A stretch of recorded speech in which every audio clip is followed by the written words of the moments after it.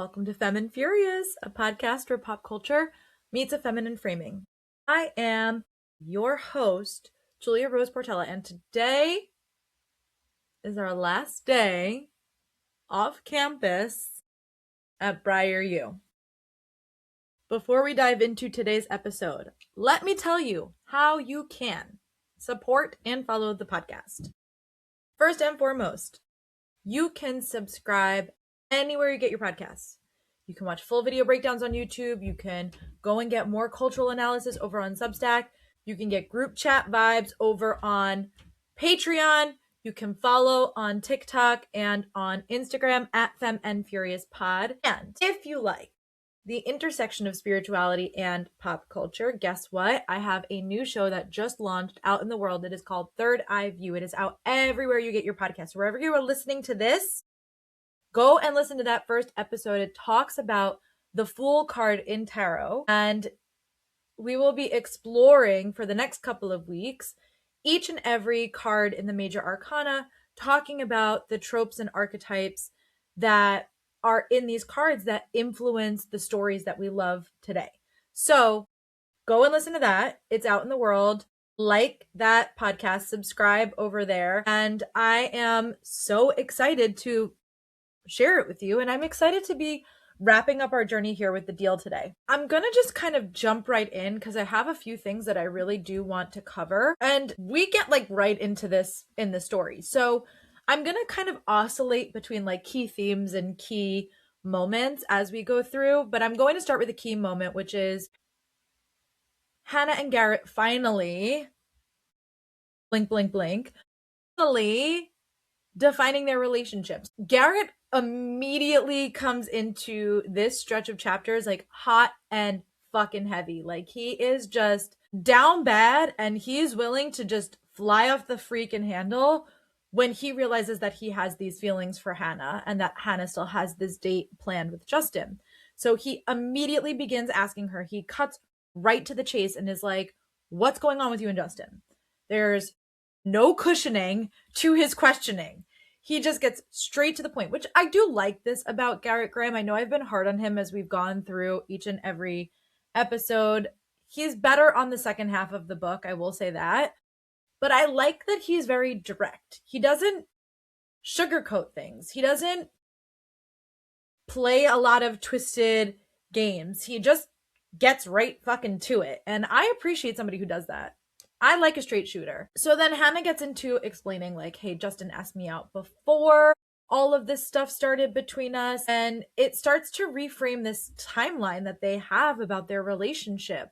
What felt organic as they were moving through it now feels a little bit more complicated. And that's because even though both of these people went into this deal, quote unquote, to the title of the book, they both are shocked, I think, when this other person that is not quote unquote typically their type sneaks up on them and they discover that they have these deep feelings for each other. Garrett in this moment almost says he loves her, almost, just right there. And this is wild when you zoom out and realize that it's been 3 weeks. This is insta love.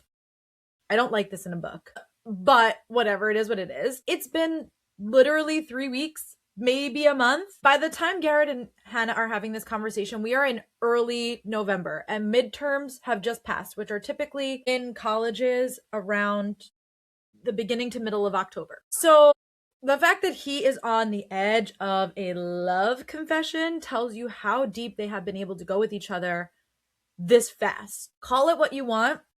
But here on Femme Furious, we are going to call this pussy-tized. Because as my Lord and Savior, Megan Thee Stallion, once said, dick don't run me, I run dick. Now, I love this idea of he's pussy-tized. This sex to him has been I've never connected with anybody like this because he's never let himself have an emotional connection with anybody that's not in the sphere of hockey. So emotionally, Garrett is on a sprint right now. Garrett is across the ice. But Hannah's response is what really matters because, hello, we're Femme Furious. She ends up chasing after him And she calls out the imbalance of this conversation that Garrett just springs on her out of nowhere. She says, like, you have had time to process. You've had time to reach conclusions about this relationship. And it's not really fair that you barge in here and demand things from me when I haven't had time to think about it or process it. She actually literally says, this is a quote from the book, I can barely remember what I said. You know why? Because you totally caught me off guard and didn't give me a second to think about it. And Garrett says, what's there to think about? You're either into me or you're not. Hannah then says, you're not being fair again. Just because you suddenly decide that you're ready for a relationship and that we should be together doesn't mean I'm going to squeal like a sorority girl. I'm inserting an eye roll at that. And say, wee, yay. You clearly had time to think about it and absorb it. And you didn't give me any time at all. You just barged in, made accusations, and ran out. And because this conversation is taking place in Garrett's POV, he says, I experience a pang of guilt. She has a point. I did come over tonight fully knowing what I wanted from her. And because Garrett has been so insistent across the entirety of this book that he does not want a relationship, Hannah makes a really good point. And instead of apologizing for not complying with exactly what Garrett wants, she holds him accountable for this emotional gap, which I love. Now, we have a very long conversation ahead of us about recognizing the patterns of abuse in real time. There is a lot of abuse heavy stuff in these last couple of chapters because we're wrapping everything up. So first and foremost, we have Hannah and Garrett going to Mr. Graham, Phil Graham's house for Thanksgiving. Hannah immediately clocks Cindy as a trauma survivor before anything is explicitly revealed. And this is such an important instinctual moment for somebody like Hannah because it speaks on how survivors recognize something in each other, even if there are not obvious signs. It's an experience of understanding each other through energy, through behavior, and then more details kind of roll in to support this internal checklist that Hannah is experiencing. So she gets more and more details out of Cindy about the relationship that Cindy has with Phil Graham. Cindy says, we met at a catering event. I used to run a catering business, etc., etc. I moved in with Mr. Graham after 2 weeks. Okay. Whoa, red flag. Then it comes out that Phil told Cindy, like, when you go to work, I really miss you. So I feel like you should give up this business. You don't need it. I make plenty of money, right? He's like financially manipulating her. And so she gives up her business. And now she's in this domestic abuse situation where there is financial abuse and coercive control. And this is who Phil Graham is. This is how he's been described to us by Garrett. But then Garrett adds in this other layer where he knows very specifically like the type of abuse that is happening. He doesn't just recognize this like abstractly the way that Hannah kind of recognizes it abstractly because she has experienced her own kind of abuse and trauma. Garrett recognizes it very specifically as the abuse that he has lived. Every room in that house holds a different memory of violence in such haunting detail to Garrett. It is a museum of the childhood harm that he has experienced from the ages 12 to 16. And those 4 years being critical years where he was experiencing the brunt of physical abuse, but that is not including the earlier toll of watching his mother get physically abused and him and his mother being verbally abused. So this all kind of comes to a head at the end of dinner, right? Phil disrespects the relationship with Hannah openly. This pisses Garrett off and he gets into a near fight with him. And this is a crucial moment in the story, and it's a crucial moment for Garrett in his character arc. Garrett refuses to hit him first. It is the veiled difference between Garrett and Phil in the terms of Garrett's perspective, right? I'm not saying anything between these two characters is supposed to be remotely close, which is why we have Hannah as a character reflecting later, being like, hey, the only thing about you and your dad is like, you're both good at hockey and you're men. Like, she draws a comparison between them, but she basically says, like, you're very different men. This isn't that you're like one and the same. But Garrett can't help but have this deep fear that he's just like Phil. And so the fact that he gets this angry to the point where he wants to hit him is a key moment for Garrett. But in that moment, he walks away because he says, I refuse to become like him. So he then goes to the kitchen. He has this quick moment with Cindy, and he is Garrett, right? He's very direct, he's very assertive, but he pairs all of that in this moment with a lot of empathy and patience, which is the signature of Garrett as a good book boyfriend. You heard me say it here. This is what makes Garrett a good book boyfriend, because he does this with Hannah too. He pairs this direct, this is the solution, we're going to have sex. If you can't orgasm this way, guess what? We're going to walk you through it this way. But he pairs it with so much empathy and so much patience. And while I would say Garrett is not a particularly patient person, he is somebody that can erode away at people to get what he wants. And there is a type of patience in that, right? Like his insistence with Hannah, like, are you ready to tutor me yet? Are you going to tutor me? I'm free this week. What time can you get together? That eventually erodes her into saying yes. And it is this persistency paired with the empathy when it comes to a trauma-based experience that makes Garrett a really good boyfriend. Despite his many flaws and annoyances, he's an annoying character. Garrett approaches Cindy. He says, number one, not your fault. Whatever's going on here, not your fault. He calls it out. He's like, you're being abused, or maybe you're not being abused, but I'm pretty sure that that's what's happening. He follows this whole speech up by saying, if and when you are ready to leave my dad, my door is open and I will help you in any way that I can.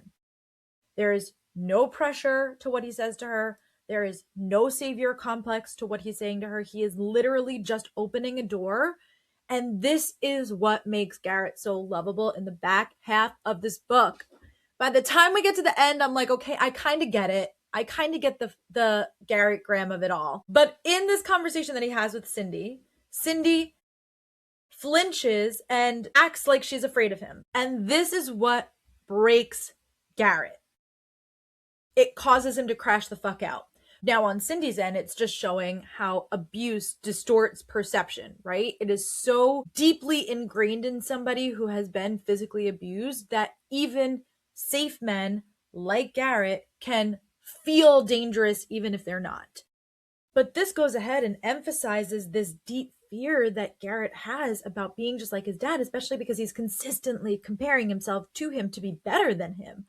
So Garrett is constantly drawing a line of comparison between him and his dad. And the fact that Cindy is afraid of him, I think, is the distorted perception that Garrett holds from being somebody who is also abused by this person. So there's kind of like this then sub-theme that comes from all of this, which is violence as a path of protection. Because while Garrett does not fight Phil Graham, which would be very vindicating for us, he does end up getting into a fight with Rob Delaney, who is at one of the games that Hannah bumps into, and Hannah goes on to tell Garrett, this is one of the guys that testified against me. He was one of the friends of Aaron, who was the guy who raped her. And we know from earlier in the story that Aaron's friends lied under oath and said that Hannah willingly took a bunch of drugs and willingly had sex with Aaron.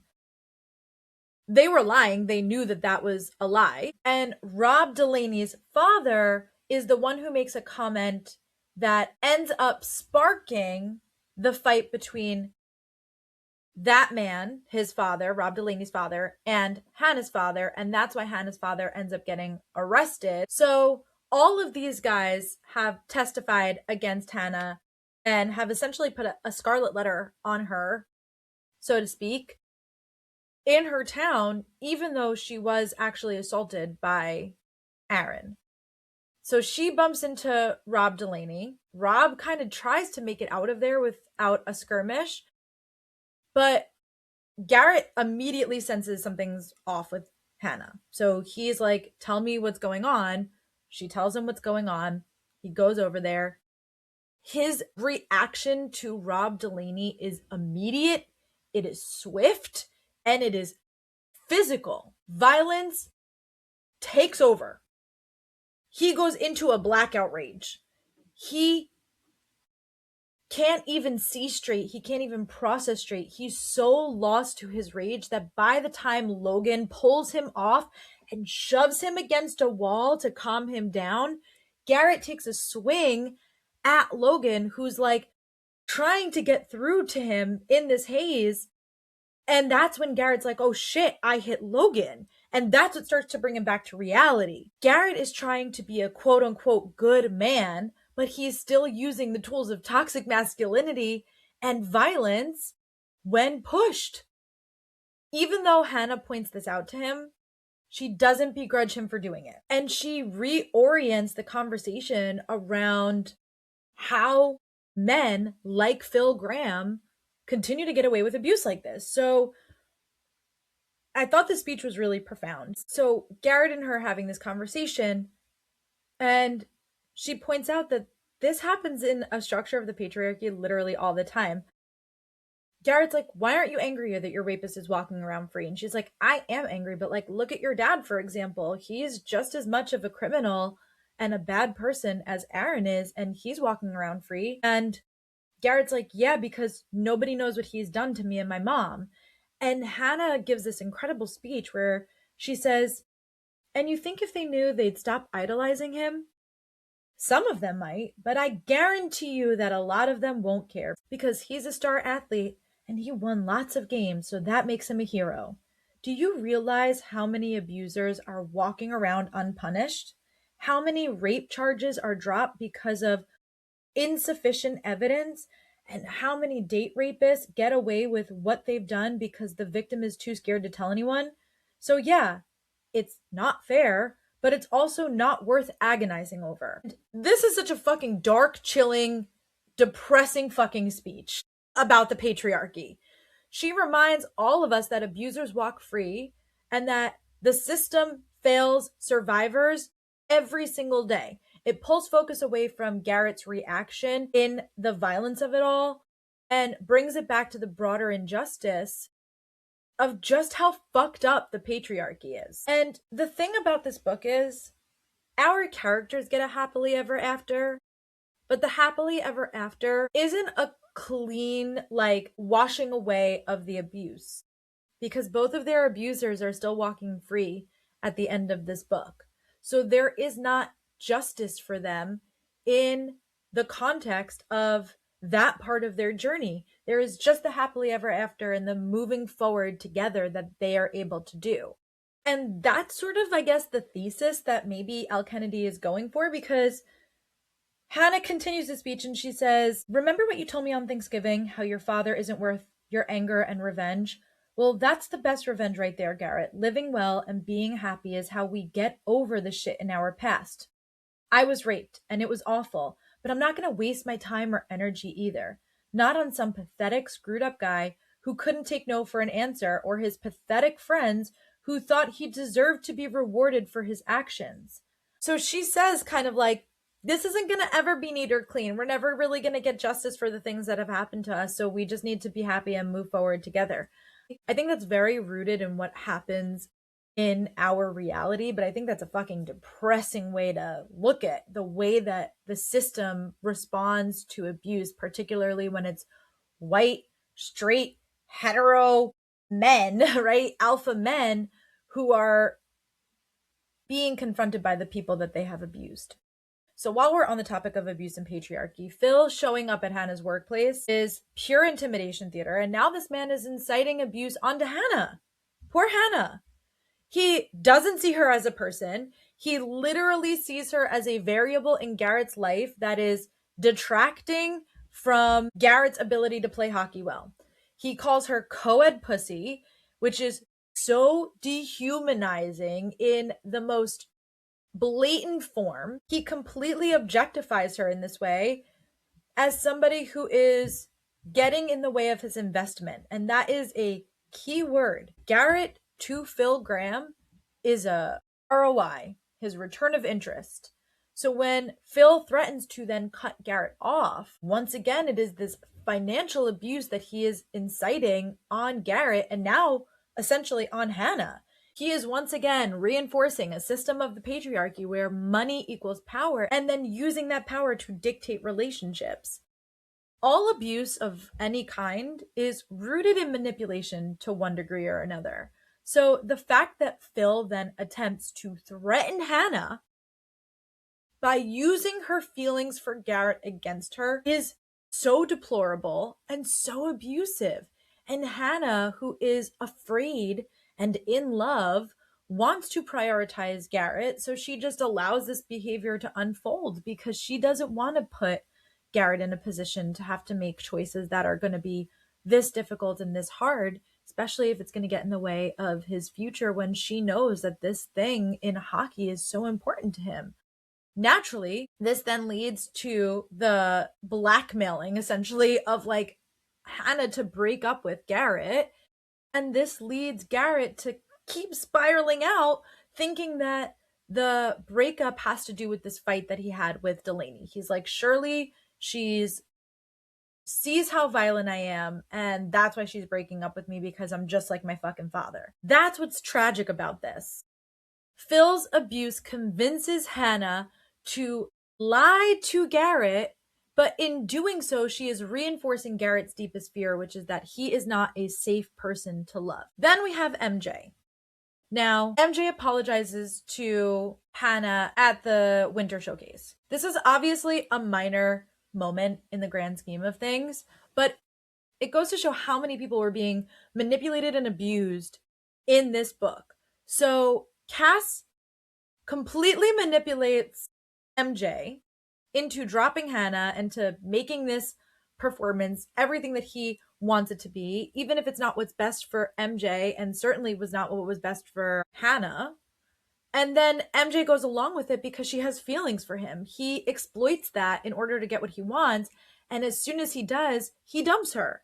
He completely manipulates and uses her. It is a complete example of how abuse is not always this physical thing. There is emotional abuse, and that's exactly what Cass exacts on MJ. So let's talk about the other key moment that happens in these chapters at the end of the book. And it's what I'm going to call the hands off Hannah rule.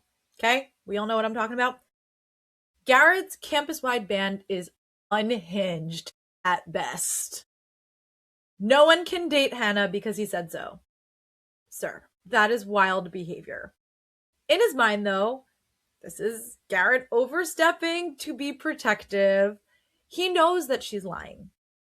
He knows that she doesn't want to date other people. And he knows Hannah well enough to know that she is stubborn enough to back up the lie to prove a point. So he doesn't want her to dig herself deeper into something that's going to hurt them both in the end. So he puts out this like hands off Hannah rule. No one's going out with Hannah, period.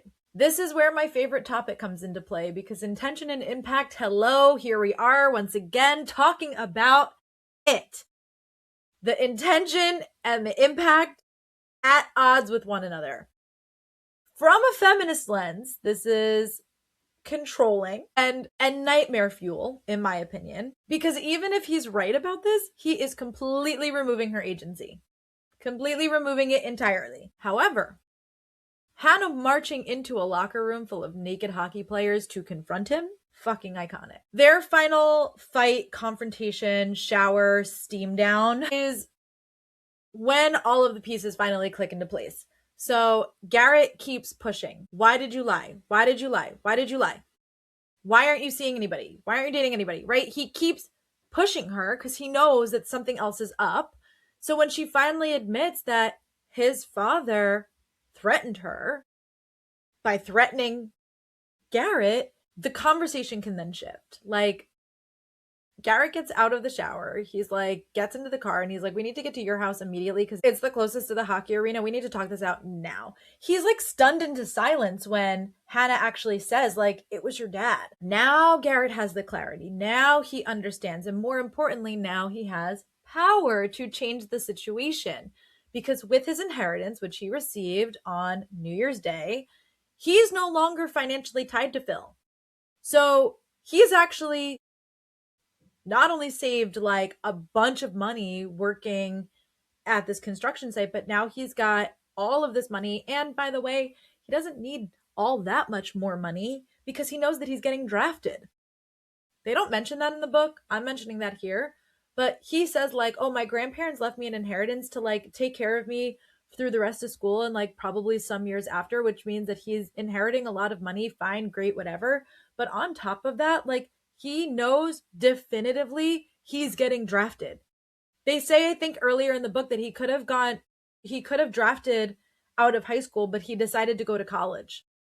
Like that was his choice so that he would have a backup if and when hockey fizzles out. Garrett's not hurting for money either way because he's going to get a signing bonus when he takes whatever team he goes to, right? So either way, whatever, it doesn't matter. He has a checklist of all the things that he needs to pay his father back for so that his father can't hold a single fucking thing over him.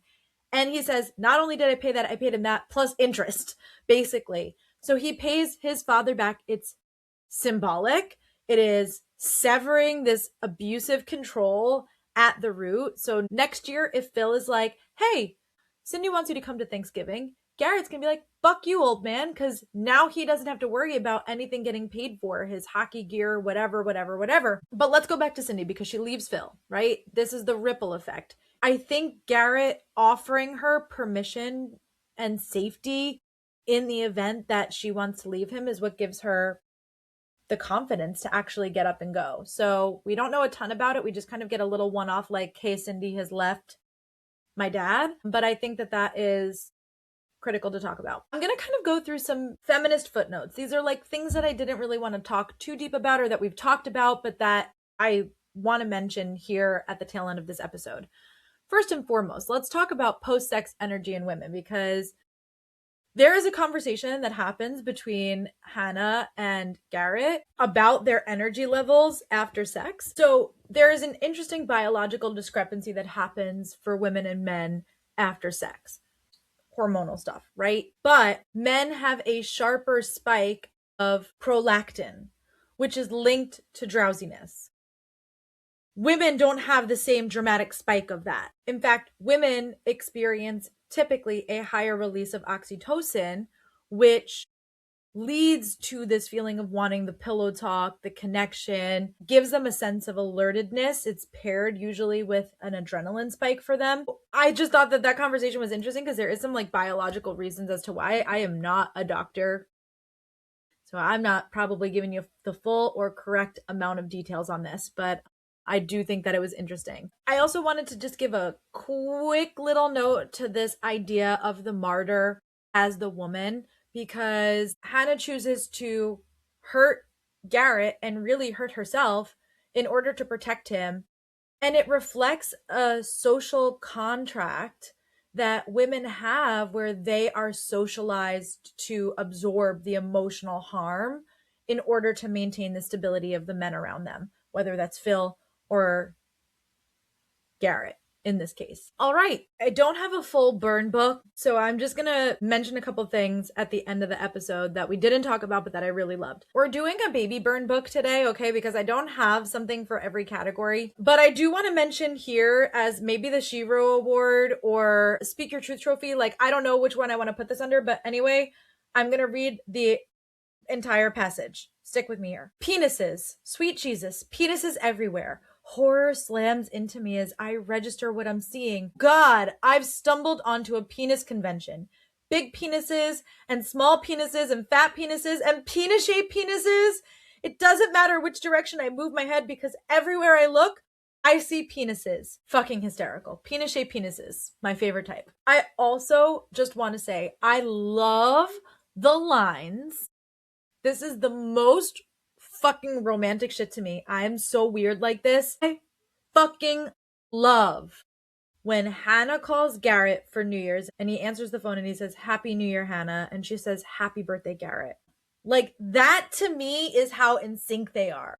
She's calling for his birthday. He is saying Happy New Year. Like, this big monumental moment. They're still together in this way. I don't know. I really, really love that. Happy New Year, Hannah. Happy birthday, Garrett. I will be despondent if that is not in the show.